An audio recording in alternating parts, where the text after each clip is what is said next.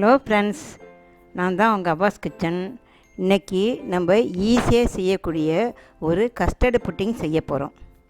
அதுக்கு முன்னாடி மறக்காமல் நம்ம வீடியோ பிடிச்சிருந்தா லைக் பண்ணுங்கள், நம்ம சேனலை சப்ஸ்கிரைப் பண்ணுங்கள் மற்றும் ஷேர் பண்ணுங்கள். வாங்க வீடியோக்குள்ளே போவோம். தேவையான பொருட்களை செய்முறையிலே காட்டு. இப்போது ஒரு பாத்திரத்தை அடுப்பில் ஏற்றி ஒரு 1/2 லிட்டர் பாலை ஊற்றி நல்லா கிண்டி விடுங்க. இப்போ ஒரு பவுல் எடுத்துக்கோங்க. அதில் 2 டேபிள் ஸ்பூன் கஸ்டர்ட் பவுடர் போடுங்க. இப்போது இந்த கஸ்டர்ட் பவுடரில் ஒரு 1/2 கப் கோல்டு மில்க் எடுத்து ஊற்றிக்கோங்க. நல்லா கலக்கி விடுங்க, கட்டி தட்டாமல். நல்லா கலக்குனதும் ரொம்ப திக்காமல் இல்லாமல் தண்ணியாக இல்லாமல் இதே மாதிரி இருக்கணும். நான் காட்டுறேன் பாருங்கள், அந்த மாதிரி இருக்கணும். இப்போது நம்ம அடுப்பில் காய்ச்சிருக்கோம்ல, அந்த பாலை நம்ம கலந்ததை எடுத்து அதில் ஊற்றிக்கணும். ஊற்றி நல்லா அடி பிடிக்காமல் கிண்டி விடுங்க. அடுத்து சுகர் ஒரு 1/2 கப்பு போடுங்க. இப்போது பால் நல்லா கிண்டி விட்டுக்கிட்டே இருங்க. பால் நல்லா திக்காகுது பாருங்கள். அடிக்கடி பார்த்து கிண்டி விடுங்க. ரொம்ப கட்டி ஆகிடுச்சின்னா அடி பிடிச்சிரும்.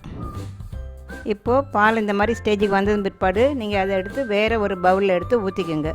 இப்போ பவுலில் ஊற்றிருக்க பால் மில்க் ஆறினது பிறகு அதை எடுத்து 1 மணி நேரம் ஃப்ரீசரில் வைங்க. இப்போ 1 ஹவர் ஆகிடுச்சு.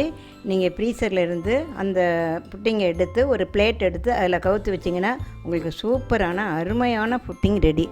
சாப்பிட்டு பார்த்துட்டு கமெண்ட்டில் சொல்லுங்கள். உங்களுக்கு தேவைப்பட்டுன்னு நினச்சிங்கன்னா முந்திரி இல்லைன்னா திராட்சை. மறக்காமல் நம்ம வீடியோ பிடிச்சிருந்தா லைக் பண்ணுங்கள், நம்ம சேனலை சப்ஸ்கிரைப் பண்ணுங்கள் மற்றும் ஷேர் பண்ணுங்கள். நன்றி, வணக்கம்.